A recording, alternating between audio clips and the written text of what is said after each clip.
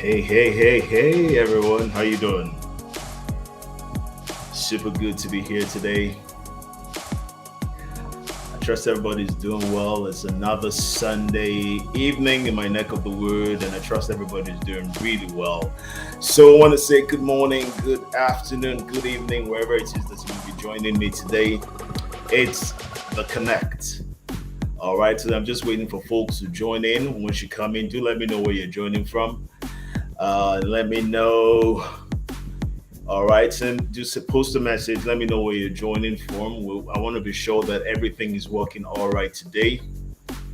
Okay, so send me a message, drop me a message. If you're reaching me from Facebook, do let me know you're reaching me from Facebook. If you're reaching me from Facebook, from YouTube, rather, if you're reaching me from Facebook, do let me know you're reaching me from Facebook. If you're reaching me from YouTube, do let me know that you're reaching me from YouTube. We're about to start what I guarantee you is an amazing episode of the Connect. I'm gonna just run to the dashboard now and check to see that everything is okay. All right. Hey, Taiwo, thank you so much for joining me, and always nice to hear from you. Taiwo and I go way back, some over 30 years. Amazing. Great to have you here, bro. Okay. If you can hear me clearly, let me know you can hear me clearly. And then we'll get the conversation on the way today. All right. Wherever it is that you're joining from, go ahead and just let me know. All right. Drop in a message and let's start. We'll be starting real good. So I trust that you had an amazing week thus far. I trust that you had an amazing week and that you had a good week. Tell me, how was your week? In one word, describe your week. All right. In one word, describe your week. Send me a message. Let me know where you're joining from. And in one word, I want you to describe your week. Go ahead, just quickly. As many people as here while we're waiting for others to join in, just go ahead and tell me how your week was. Okay. I trust that you can hear me clearly. I need to know that my mics are working and everything is good. The re-engineered you. That's what we are on today. It's the new series that we started last week. All right, one word. Taiwo says awesome. I see awesome there. Awesome week, and I trust that the week that you're going into is going to be even way more awesome than it was last week. So awesome one, Taiwo. All right, who else is here with us? Let me hear from you. Before we jump into what it is that we have to talk about today, the re-engineered you. So go ahead. Let's just give a minute or so, and then, all right, we'll be talking about the re-engineered you. Awesome stuff. All right.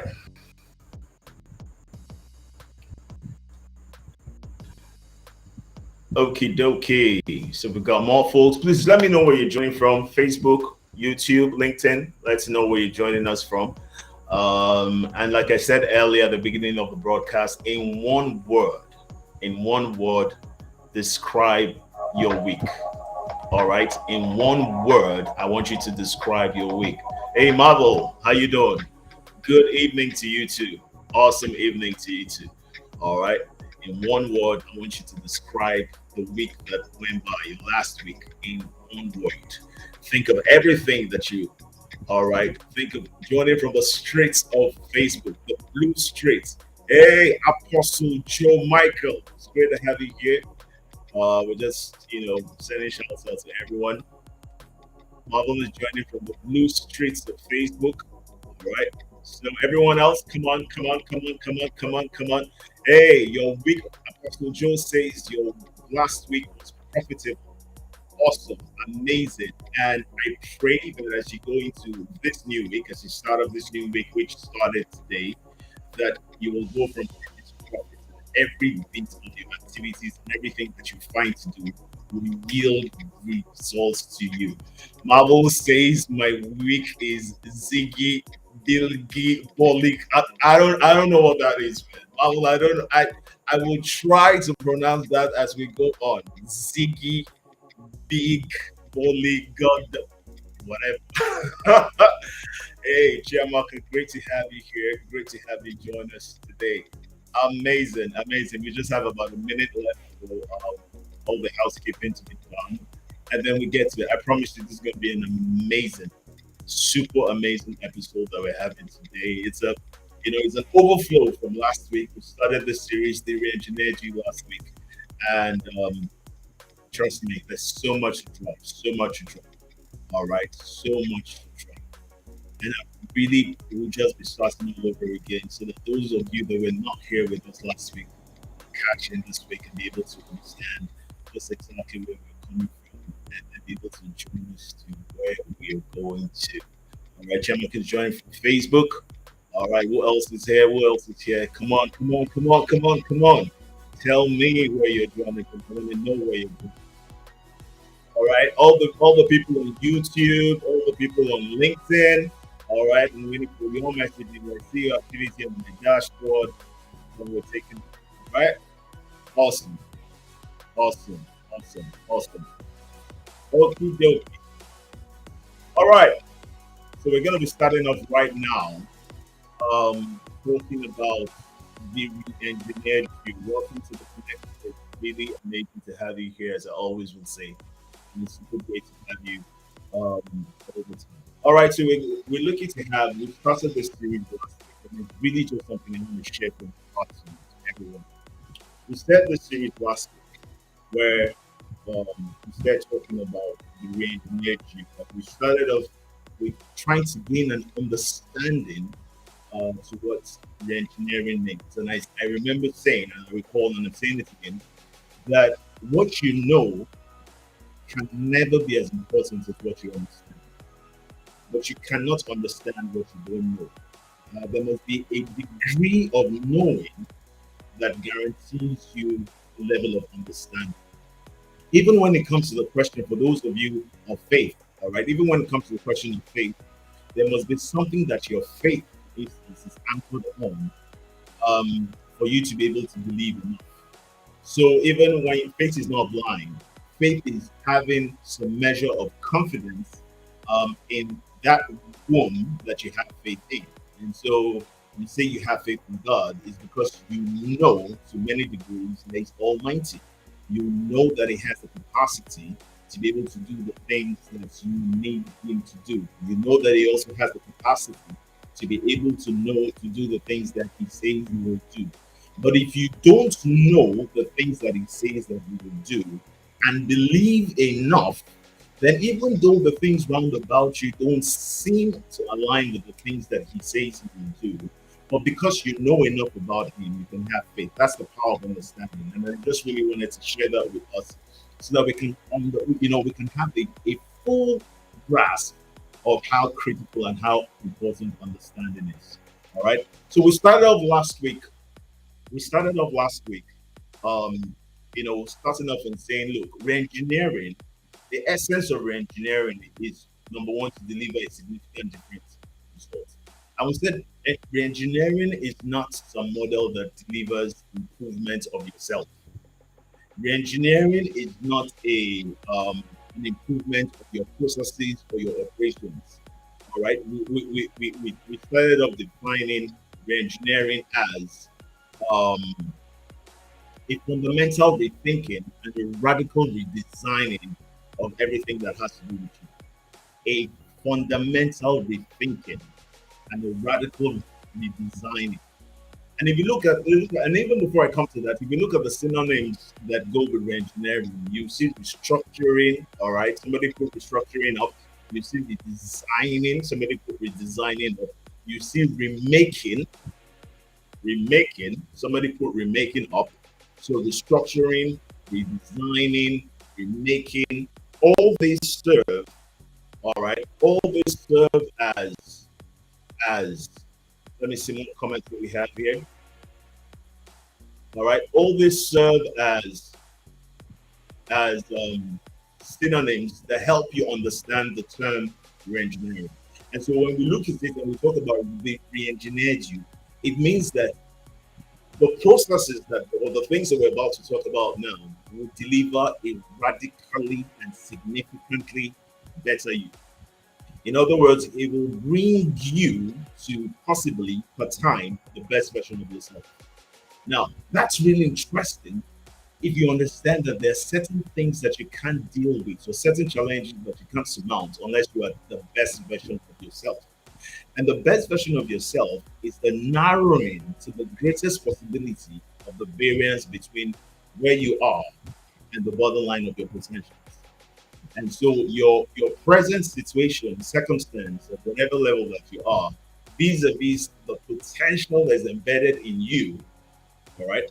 Vis-a-vis the potential is embedded in you, the journey and the entire process of of waking up yourself, of aligning yourself, of putting yourself in the right positioning to be able to be the best version of yourself is what we call the re-engineered you. So the re-engineered you, as we will see, all right. Thank you, Chiamaka, for putting that up. The re-engineered you, as we'll see, means that you have a fundamental rethinking. It is said that as a man thinketh in his heart, so he thinks, which means the first place that you will be starting in this entire narrative of engineering, that you start from the fundamental rethinking of what you believe and what you believe that you can do, and then even much more what you believe that you can be, which is the function or an outcome of what you believe that you are. So, starting from the point of fundamental rethinking, it behoves on us now to be able to look critically at the area, all right, starting off from here, look critically at the area of our thoughts. Because thoughts are extremely important. Every single thing that you see round about you in the entire experience in life is an expression of a thought of thoughts. Every single thing. And so if the quality and thoughts are like seeds, the quality of the seeds stands a chance for there to be a great harvest.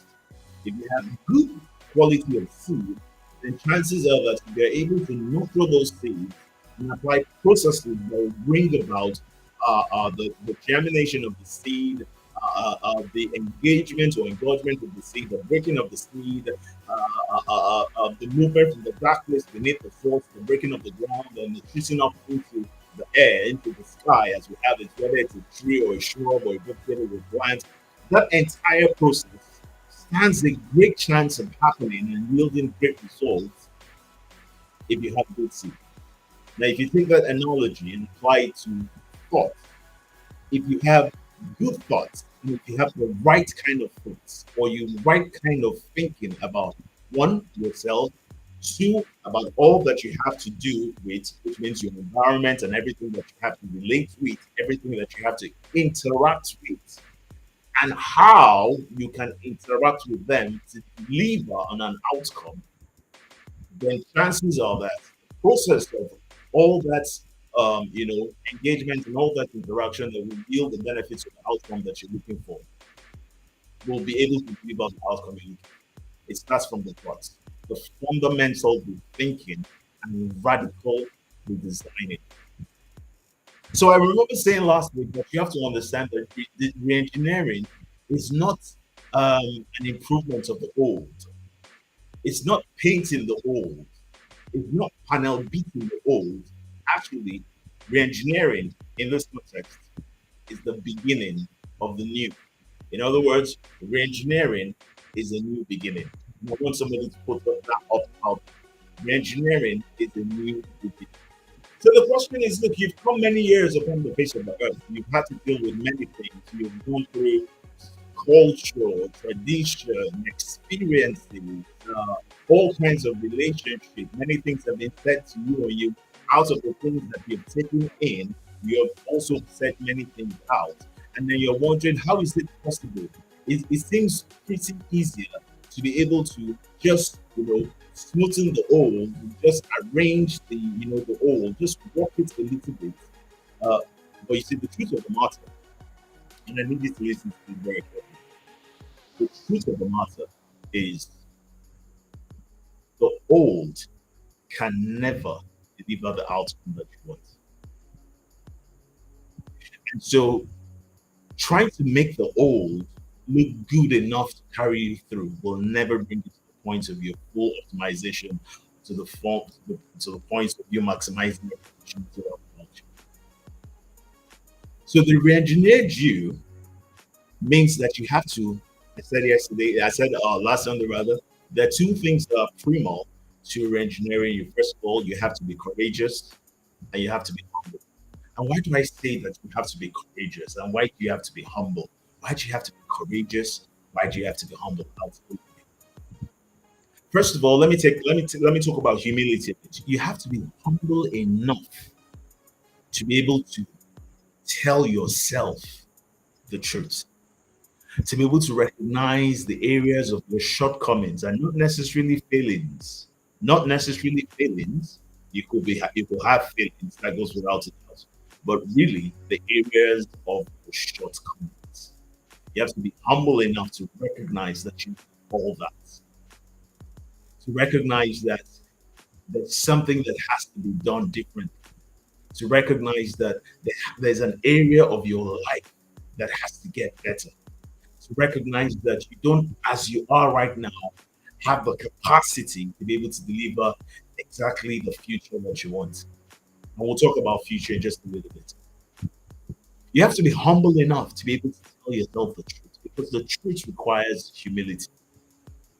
Every time that you're not humble enough to recognize the situation, you're blind to it, you're oblivious to it. And when you can't recognize the situation for what it is, you can never find the right solution to what it is. Imagine not knowing what a problem is. How therefore can you provide the solution to it? Imagine not knowing what exactly matter is or what exactly an ailment is. How then can you, or what a diagnosis is? How then can you give the right kind of medicament and medication to it? How can you give the right kind of medication to it? And so humility is what makes you get up to the high horse, get up your past achievements, your little victories, which are good to celebrate, get up your holier than thou attitude of the world. Humility is what allows you to be able to look objectively at yourself without giving yourself extra credit where you really don't deserve it. And it's not easy. A lot of people, too many people, are really not humble. Or even if there are too many people, they are not humble enough to be able to initiate a process of re-engineering. Why do you need to be courageous? Courage allows you to take on that assignment, the entire processes, the awakening call that lets you say that, look, no matter how difficult it may be, no matter how easier it is, however not effective, but no matter how easier it is to just stay the way that you are and enjoy the sweet itch of complaining and murmuring and just knowing that, well, I'm not where it is, whatever will be, and all of those stuff. Courage allows you to say, now that we have recognized what humility has delivered to us, now that we have recognized what the challenges are, now that we have recognized that we have certain things that need to be aligned, whether it has to do with our roots in terms of our thinkings, or it has to do with our identity in terms of recognition, or it has to do with the understanding of our purpose, or it has to do with the envisioning of our long-term intention, which is your vision. Uh, that now that we have seen all of this, we must be bold enough to begin to take the steps, regardless of how we feel, to be able to move in the right direction. It doesn't matter how long you are in the wrong direction. It doesn't matter how fast you move in the wrong direction. It doesn't matter how comfortable you may be in the wrong direction. You will never get into the right destination.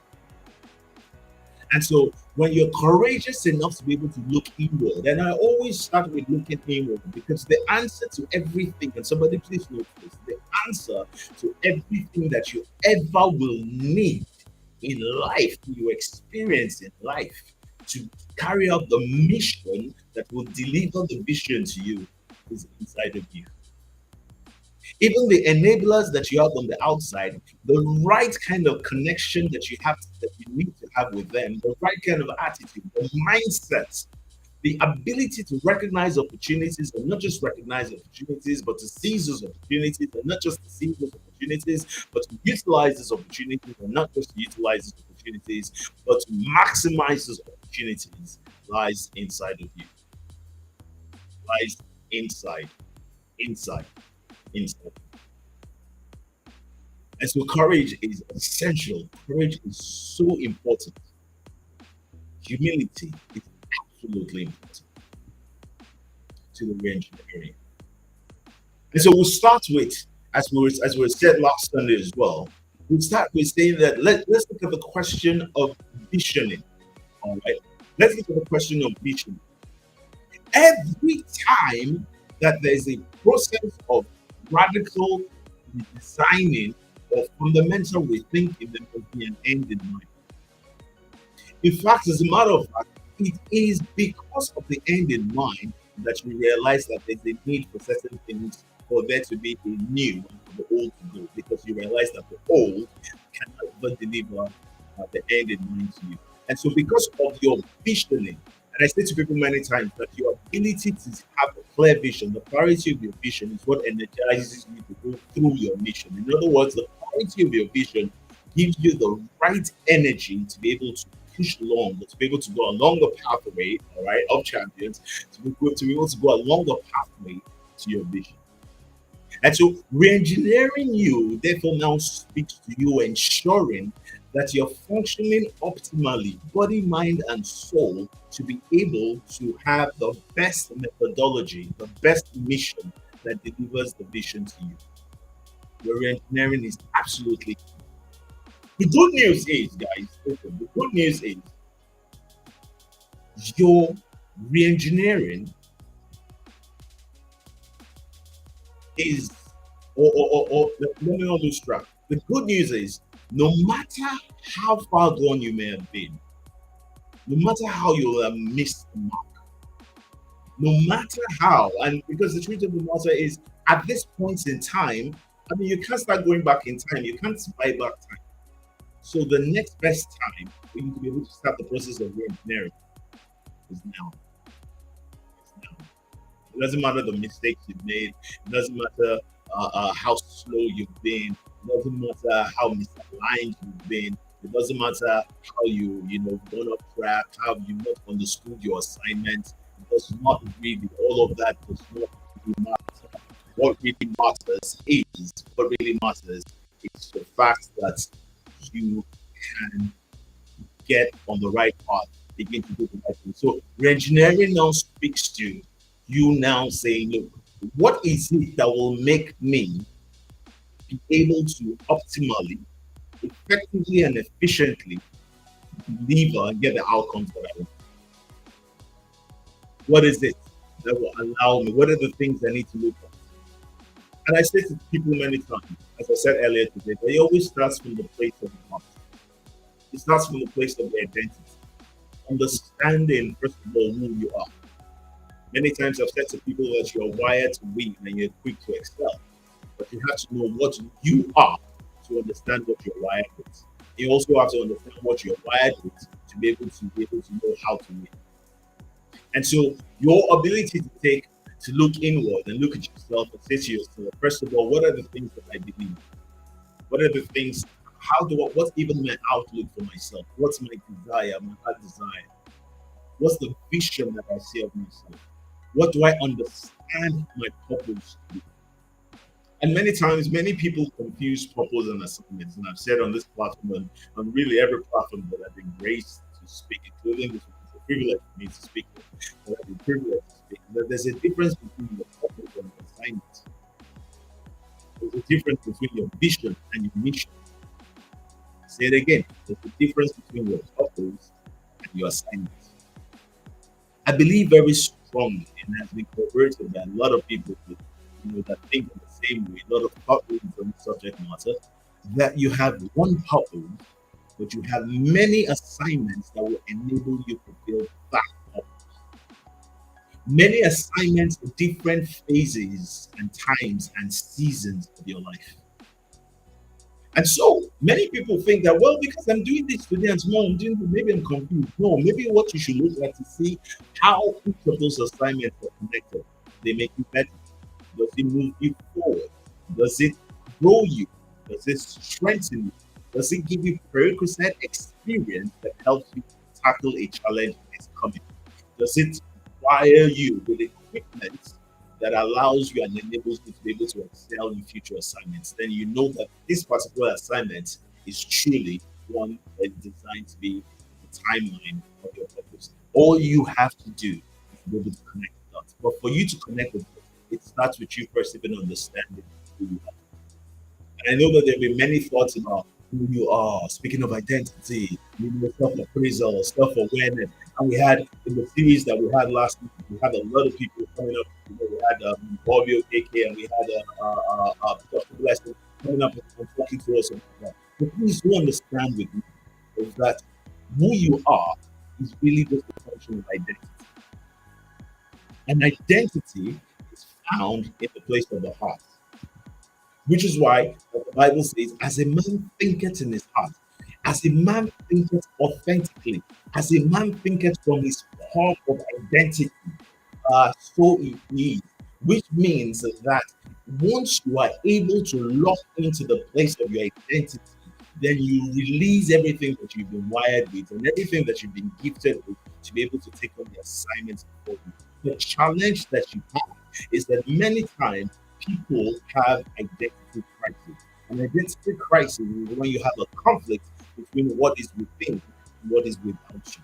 An identity crisis is when there is a divide, is when there is a division, is when there's a separation, is when what you think is different. In practical example, what you think is in a different direction from what you say. When what you think is a different direction from what you do. And then you can be able to connect the dots, even with yourself, between what you truly think and what you end up doing. And then you suffer a conflict. And I said last week that every time that you are in conflict, every time there's a conflict within, then progress is stagnated. A nation at war is not a nation that's growing. I mean, look at Ukraine right now. They can't be speaking of economic policies to grow the nation. They can't be speaking of a 5 year plan. All they want to do right now is be able to survive and hopefully get out of a war and be able to recover the losses. Any time that you're in conflict, you are not growing and you're not progressing. Somebody knows that. Success, which is why many times I define success in life. And I know many people have different parameters by which they define success, but I define success as when everything in your life, body, mind, and soul, your thoughts, your deeds, your wishes, aspirations, all point in one direction. Your desire, your energy, your priority, your values, as guided by your values, your likes and your dislikes, the things you stand for and the things you stand against, um, point in the same direction.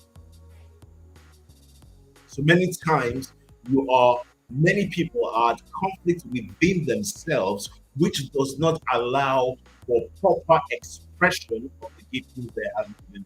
Because when you're at conflict within yourself, your entire perspective of life round about you is altered, it's flawed, it's colored, and as so as that your perception and your visuality of everything round about you isn't really what it is.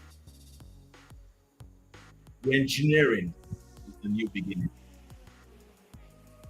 And so the place of your identity, which is the place of your authenticity, and somebody note this, you will only excel at the things that you're authentically wired to do. With my big brother and mentor, Philip, that said to me many years ago that when you do what you're good at, or when you do something that you're not naturally good at, because of the law of practice, the practice makes you to the degree of perfection, you will get good at it. When you do something that you're authentically good at, naturally good at, you become great at it. Greatness is what the world requires of you. So the re-engineered you delivers your greatness. Your re-engineered, every great person has to go through a process of re-engineering. And re-engineering is not one and for all. Re-engineering is not I do it now and then I'm done. Because even when you do it, re-engineering for seasons, re-engineering for phases, re-engineering for every level that you're at. Is somebody getting that? Is somebody getting that? Can I go further? So your identity is extremely important. The place of your authenticity is everything. How authentic are you? How authentic are you? All right, keep the comments coming. I'm seeing them, and I'm sure you can see them on the screen too. We designed it this week so that you can also read the comments as we go along. The place of your authenticity is the foundation of your greatness. Don't get into the things that you're not wired for because you refuse to even understand what it is that you're wired for. Remember, I say it again. As a man thinketh in his heart, so is as a man thinketh in his heart, so is authenticity. So speak with it. So many questions go around. How do I discover my authenticity? How do I know what it is in authentic? So the place of consideration avails you. That's why questions are important. The place of consideration is what avails you to understanding your identity, the things that you're wired for. And the many models can deliver this. We spoke about that in the last series. If you missed that, you will be able to go back and jump on those videos and watch them. Download them if you can from the Facebook page, save them, watch them over and over again. Because, like Dr. Platson herself said, those are master classes. All right. But what are the things that irritate you? What are the things that bring you natural joy? What are the things you find easy to do? What are the things that excite you? What are the things that wake you up? What are the things that you can't leave undone? What are the things that you do natural, without any force or coercion? What are the things that you give attention to? What are the things that you find yourself just saying, you know what? I really am so interested in this. I really want to I'm interested in this. And it's not necessarily in those things, it is in what has ignited those thoughts within you that tell you what you are. So you are not measured, your authenticity is not measured by your actions, not by acts. Actors can act. Your authenticity is measured by your heart. That's why James Clear says, and I really, that really resonates with me when James Clear says that habits cannot be changed at the place of action. Habits are changed at the place of identity. You don't change a habit by saying, I will stop eating anyhow. Just saying, or I'll stop doing this or stop doing that. You change a habit by asking yourself, why is it even that you do this? What kind of person are you? Does the kind of person that you see yourself to be, should that person feel comfortable doing this? When you have that level of understanding, that's how you can effectively change a habit. Remember, re-engineering is a new beginning. And it takes courage, it takes humility. All right, can I go further?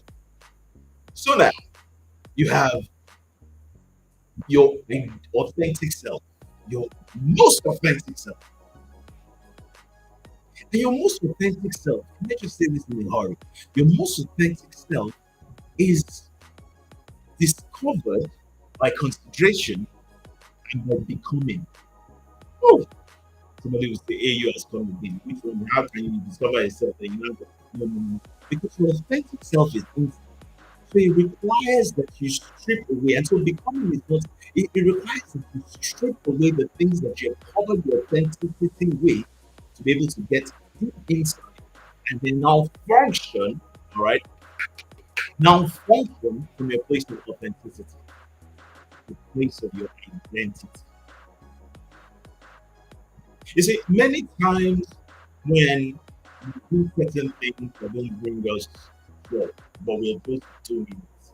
We do certain things that we really you feel funny about it, or maybe because everybody's doing it, you also want to do it.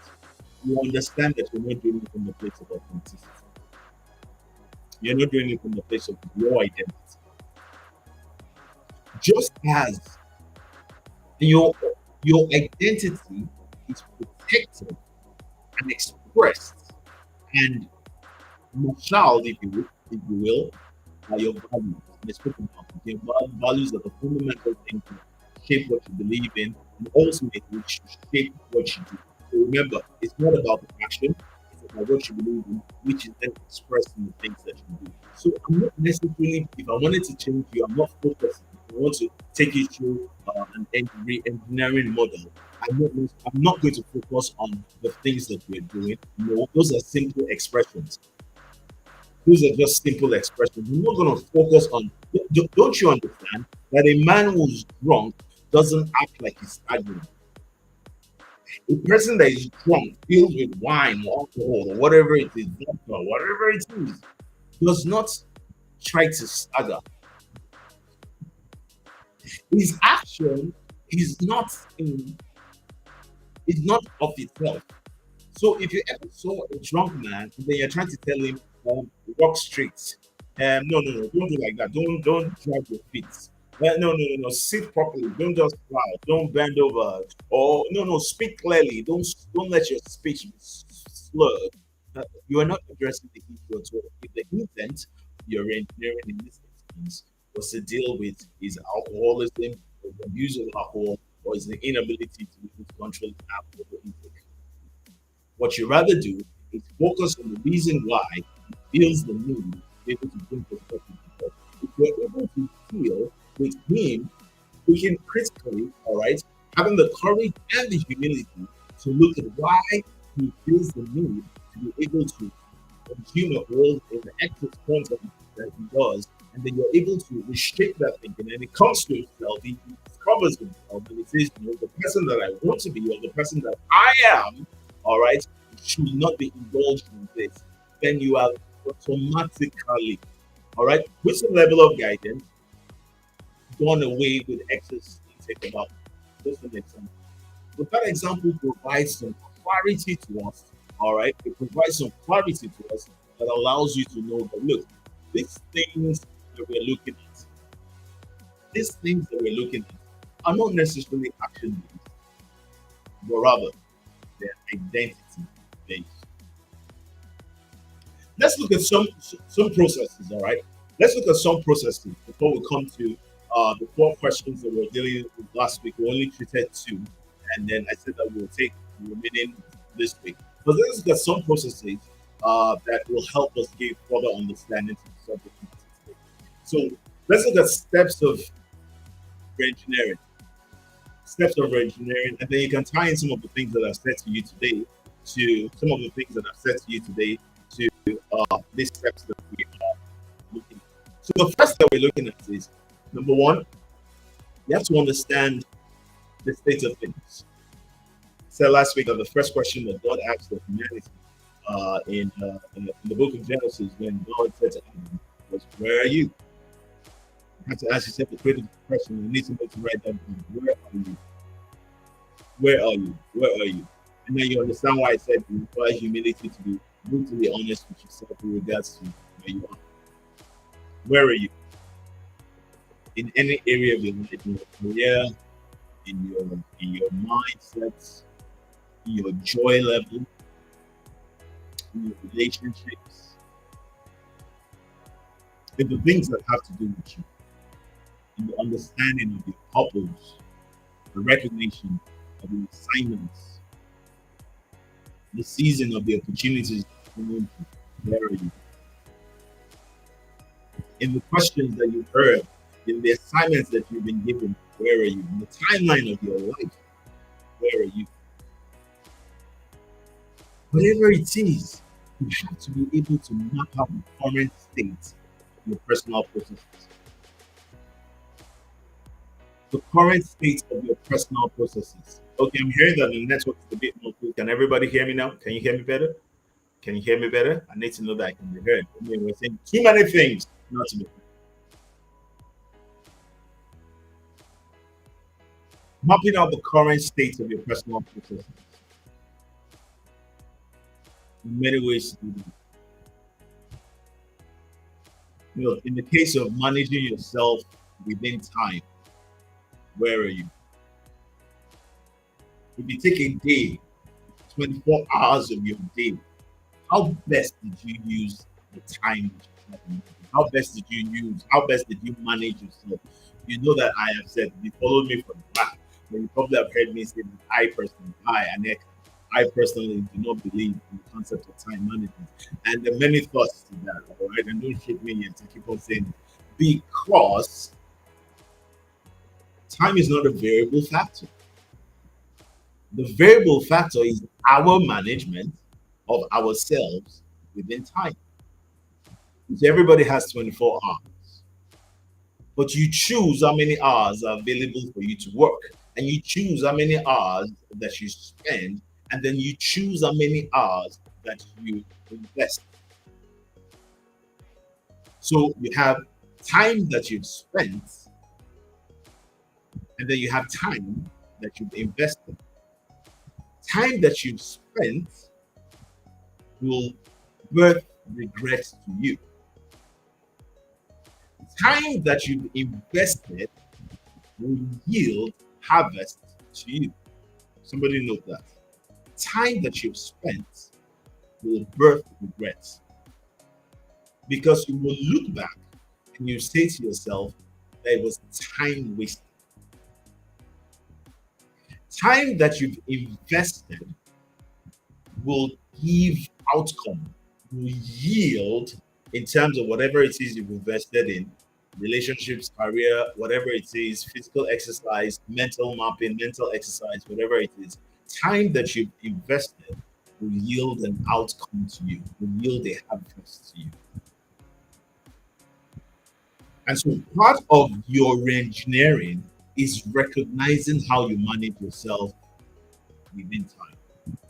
Somebody with me. Can I go on? Recognizing how you manage yourself within time. The second process that you do is, once you've been able to map the current state of your personal processes, the next thing that you need to do is to analyze it, as I've said, all right, and find process gaps or disconnects, which is what I just talked about. And I'm getting ahead of myself because, my goodness, I'm so excited to pour out all that we have in the time, limited time that we have. So I'm trying to manage myself within the time that we have. All right. So you analyze it. Analyzing is what we just discussed. Time spent, time invested. You look at every experience, and the only time that your experience is wasted is when you have not learned anything from it. So you can actually take every experience that you've had so far and decide to convert it into an investment, into a learning curve. Because the only time that you don't waste in your life, the only time, and I say this and I want you to put me anywhere, the only time that you don't waste in your life is the time that you learn something from. And you can either learn what to do, or you can learn what not to do. It doesn't matter. It doesn't have to be, you don't only have to learn what to do, how to do. You can also learn what not to do.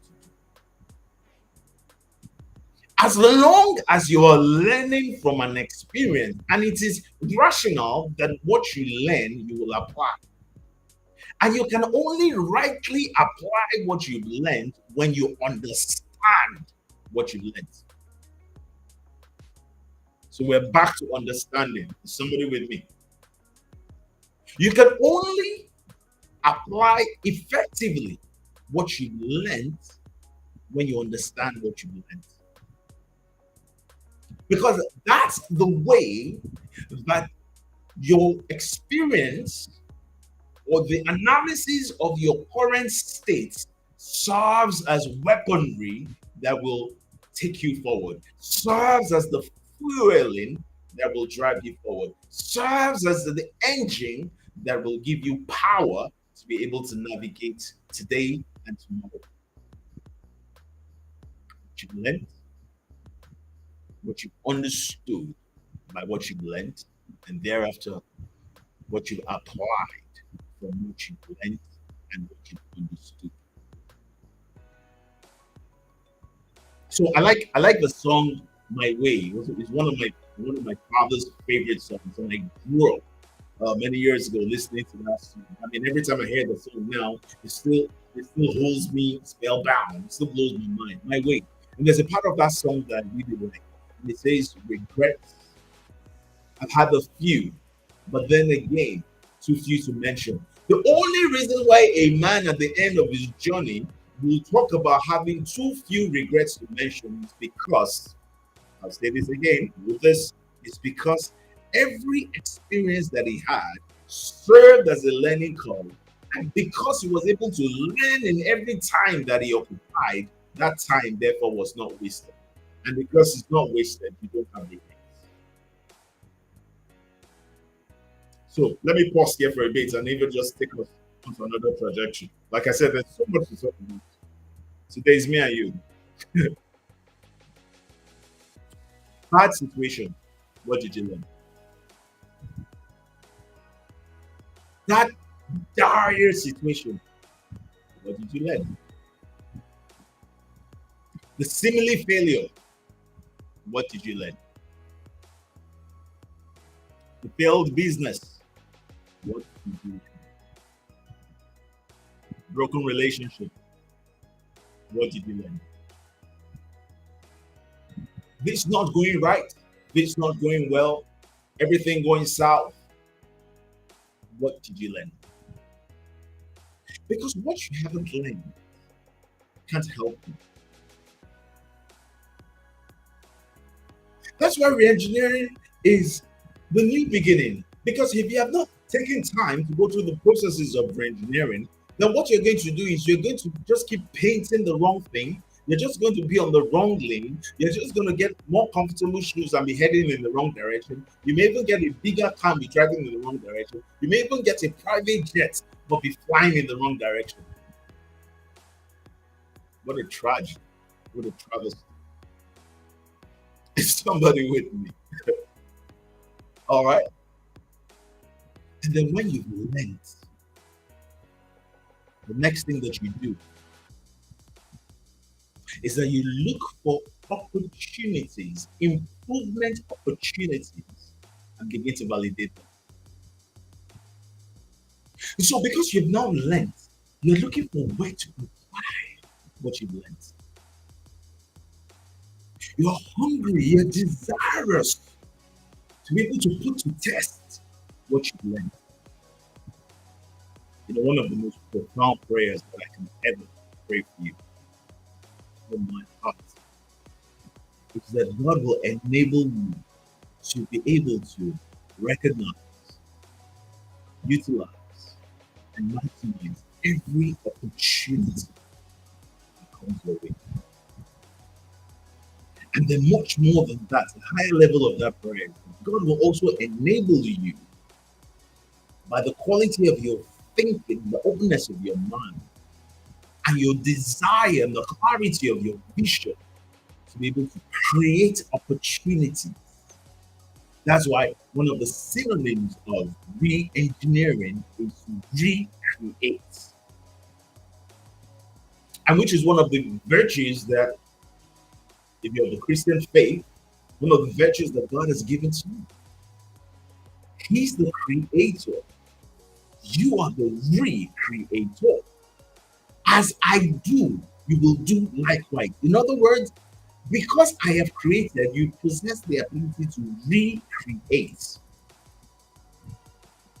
And I could spend an hour just talking about recreation in itself, which is really what we're doing, talking about re-engineering, recreation.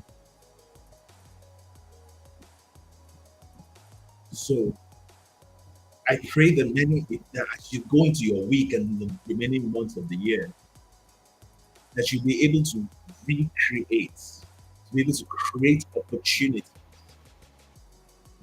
not because of the opportunities in themselves, but because of the necessity of fulfilling purpose.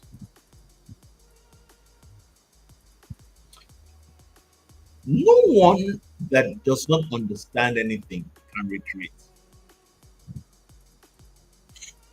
Someone that has not learned from past experience cannot recreate.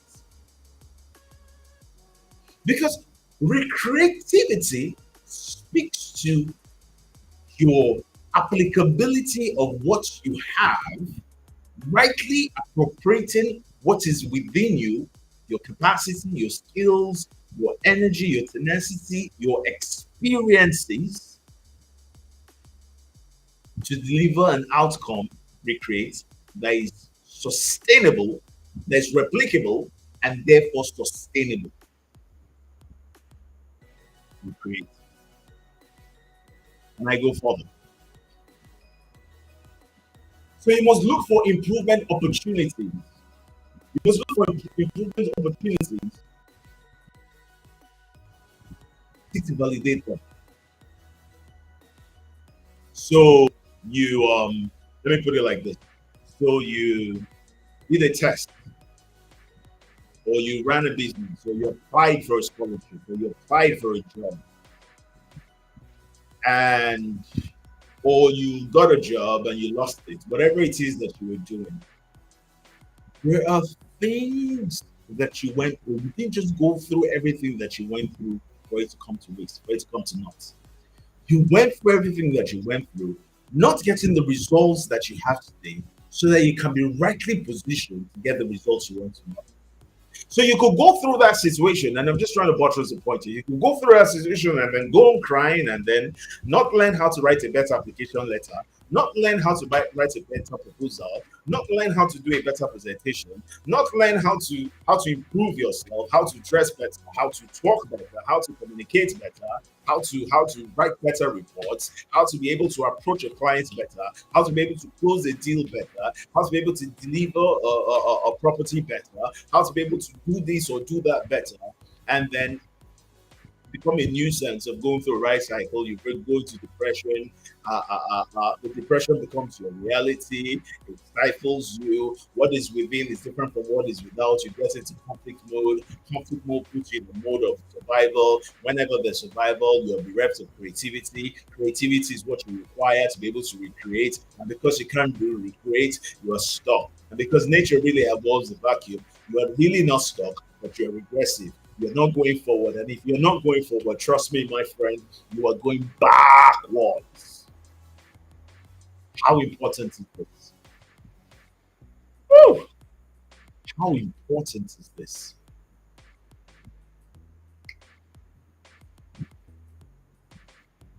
And when you sought those opportunities, and many times in my conversation with you, I give you examples before I come to the next point. So when I say the next point, you get it. After identifying those opportunities, you begin to design systems that can deliver outputs, key activities. You begin to raise the competency levels from threshold to differentiating to be able to deliver the outcome. So you're not just jumping to go and implement first, but you have to first scale up. What did you do well last time? How can you get it better? How many hours of practice have you put into writing that will help you be able to deliver a proposal that no one can say no to? How many hours of practice, of study? The Bible says, study to show yourself approved. Approval doesn't come because we like you or don't like you.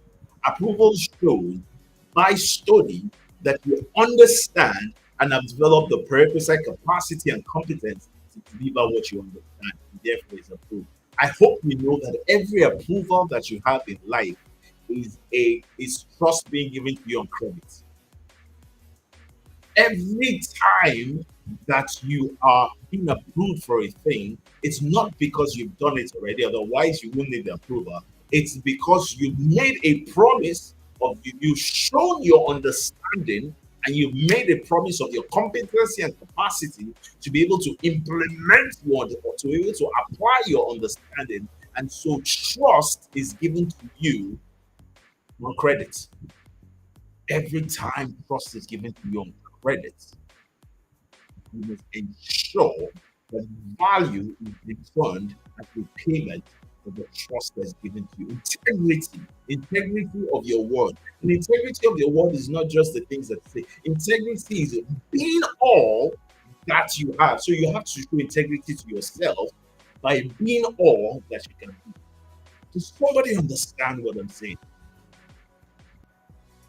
Because there's a radical, the first time I came upon this line of thinking, as I said, meditating within myself, and because these are not things you'll necessarily find in any textbook. These are things that are sat down by my experiences, by my exposure, by my networking, and by study, by hard work, by thinking, by giving thought to a thing, to say, look, how can I be able to explain this in a way that will literally set your minds on fire? And I do hope that's what is happening. Somebody with me.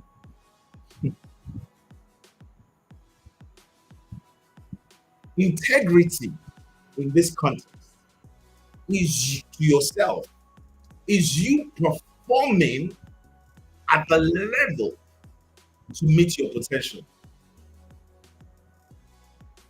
Integrity in this context also is you delivering value on the trust that has been given to you on credit. Trust which is given to you on credit, as I rightly said before, is the approval that you get, which comes after you've studied to show yourself approved. Study is necessary to you understanding why this should be this way and not that way. Learning from the way that you did it before so that you can do it significantly better, not just slightly marginally better, significantly better than you did it before. Is somebody with me? Hmm, hmm, hmm. Can we go? Can I go further? And then the final step is that you implement the changes and you take into cognizance every factor that can affect it. You nurture it, committed to it, and then you ensure that you follow it. So, what does all of this mean when we talk about reengineering? What does all of this mean? It means that first of all, you must always be clear about where you are. It means that you must be clear about where you want to get to. It means that you must be clear about how you've not been able to move from where you are. And it also means that you must be clear about how you can move from the new positioning that you're going to position yourself to where you want to get to. And it's really, really, really, really, really interesting to note. Because I mean, look at the synonyms of again, look at the synonyms because sometimes I always like looking at synonyms of the word of reengineering or reengineering. Recasting. If you're going to recast a thing, you break the old to set the new. Redesigning, redeveloping. I like this one, redoing. Redoing. You've done before, you are redoing it. One of the words that I like, repentance. And wait, every time you hear repentance, all you're saying is confession of no, that's not what I'm talking about. Pent is top, re is again, is finding your way to the top. finding your way against it, meaning that there's something you have to do, which may be remodeling, revamping, revisiting, reworking, redesigning, reforming. It was of a certain form before, and then you're reforming it. So imagine clay, the potter's clay. You have the potter, dealing with the clay and all of that, and the design that he wants doesn't come out the way that he has seen it. So if he didn't have clarity of vision, whatever he gets, he will think it's okay. Whatever comes out, how do you know what is not right if you're not clear about what should be right? How do you, how do you know what is counterfeit if you don't know what the original is? For you to be able to have a good idea of the original or know what a counterfeit is, you must be clear. You must have spent time with your original. So the clarity of your vision allows you to be able, for the porter, therefore, having a clear enough idea, all right, of what it is the product that he's trying to bring up. To be able to say, nah, this is not it. This is not it. And then he reforms it. And then he reforms it. So I'm going to jump quickly now. We've done over an hour, and I want to spend about 10 minutes now just looking at some of the questions, some of the thoughts, thought areas, all right, of thematic points of the where that we considered last week, and then we will, and then we'll close. And I hope someone's having a really, really great time here. Just as I share my thoughts with you on the engineering. All right. So the first thing that I want us to look at, as we said yesterday, was the process of reengineering and how it relates to growth. And I talked about that. Reengineering allows you to be able to break the old, which then allows you to be able to give a new expression to what has been locked on or what has not been considered or what has not been applied. Reengineering allows and gives understanding, and understanding negates that there can be right applicability. And where there's right applicability, the outcome therefore is growth. The expression of the right applicability of the thing is increase, and therefore there's growth. So the process of engineering is positively correlated to growth. Every time you re-engineer so that you can significantly better, that's good. All right, that was the first one. The second one, for the sake of time, is the relationship between re-engineering and the evolving of the human mind. And I said the first thing that you must do is that the first place is the consideration, is your thoughts, is your thinking. All right, as a man thinking in his heart, I said that over and over and over and over and over. And just when you think I'll stop, I'll say it over and over again. Uh, as a man thinketh in his heart, so is it. All right, and so what reengineering does for you is that it brings you to the point of consideration, and consideration is key to anything significant that can happen in your life. Consideration is key to any kind of greatness that can happen. In fact, you can't even stumble upon greatness until you've considered certain things. Little wonder that even God said to Job, have you considered? Have you considered? Because consideration gives for understanding. Your actions thereafter will be totally different, all right, from someone who has failed to consider everything. When you see someone who is inconsiderate, his actions are usually one that you will query, you will be most unhappy with, or you will find a bit disturbing because they failed to consider. Now, what the human mind does is, in this context, it allows you, the engineering allows you to be able to think, which now gives you a wider range of thought because as you think of one thing, it opens the door to another until you're able to x-ray all the necessary areas of concentration related to the subject matter as related to whatever issue it is that you're dealing in life or something or whatever processes, your key activities or processes that you're considering. Every time that you are engaging in re-engineering processes, what then happens therefore is that your mind opens up. When your mind opens up, trust me, magic is about to happen. Magic is about to happen. Re-engineering. And then that brings me to the third thought, all right, which is very key. We did discuss this last week. Self-mastery. And your thoughts allow you to be able to examine everything that had to do with whole, including your beliefs, limiting or otherwise, including your actions, sabotage or progressive, and everything that has to do with the whole. And every time that you give yourself to something and you begin to work that thing out, and you have an understanding of that thing, the outcome of it is mastery. That's why I say many times to people that you must be able to know a thing so much that you not only know how to do it right, you must also know how not to do it right. In other words, you must not just know how to get it right,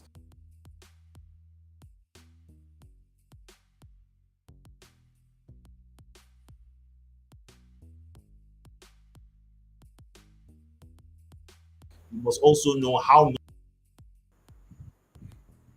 re-engineering. I think you have a bit of glitch there. Re-engineering allows you to be able to develop yourself to the point that you have mastery in what you do. And whenever you have mastery in what you do, you have a level, a significant level of understanding, which makes you an authority in that thing. And when you become an authority in the thing, uh, the sky's the limit. So self mastery becomes an output and a manifestation, an expression, a product of the process of re-engineering. This is why re-engineering is extremely necessary. And then the last thought for today is, how do you sustain the process of impact? How do you sustain the process and impact of re-engineering? And that comes from the continuous application, the continuous thinking, the continuous review of the application of your thoughts and the actions that have come from the place of your identity, which is authenticity, and continually find the best way that you can deliver an outcome.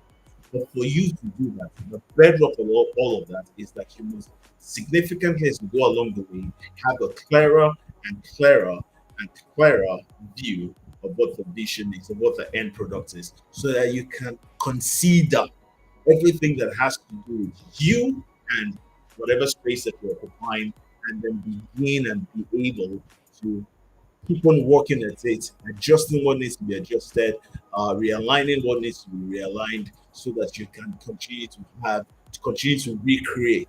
Recreation is when you are able to recreate, then you are able to be able to have sustainable processes and sustainable impact. Recreate. So God created Adam, and Adam was able to recreate. Now, somewhere after many, many recreations, we're here.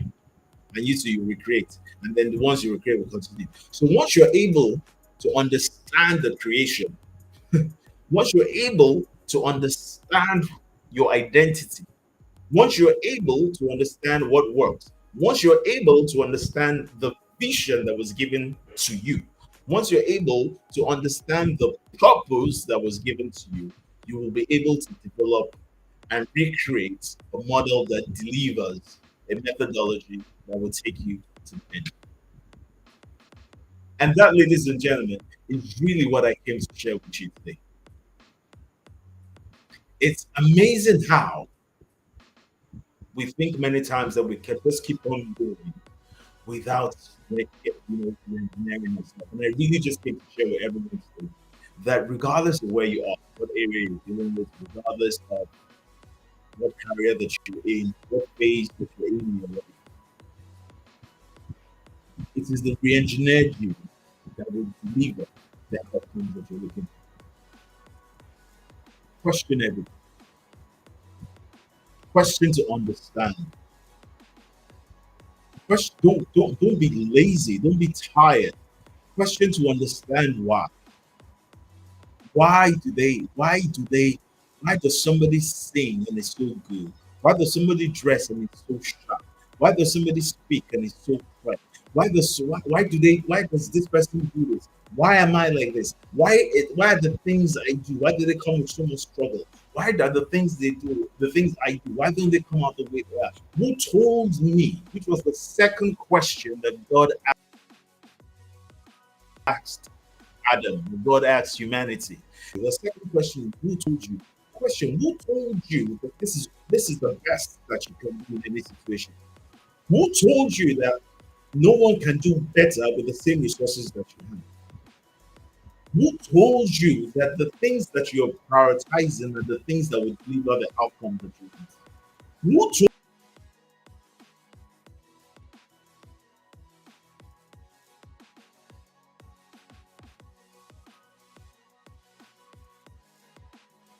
told you that the outcome that you want is the right outside of asking questions?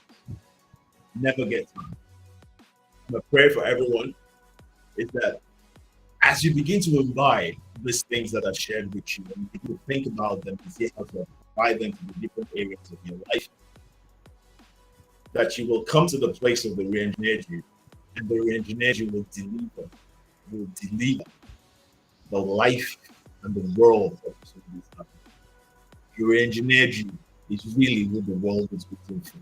The issues of life and everything around about you, the problems that you're facing, is the re-engineered you that can offer solutions to them. The world that is waiting for your impact is the re-engineered you that can deliver that impact. The kind of significant influence that you're looking for, that you need to be able to find full expressions for the gifts that you have, is the re-engineered you that will allow that expression to come out in the way that it should. You can do better. You can do way, way better than where you are right now. You have to move from being ordinary to being extraordinary, and then you have to put in.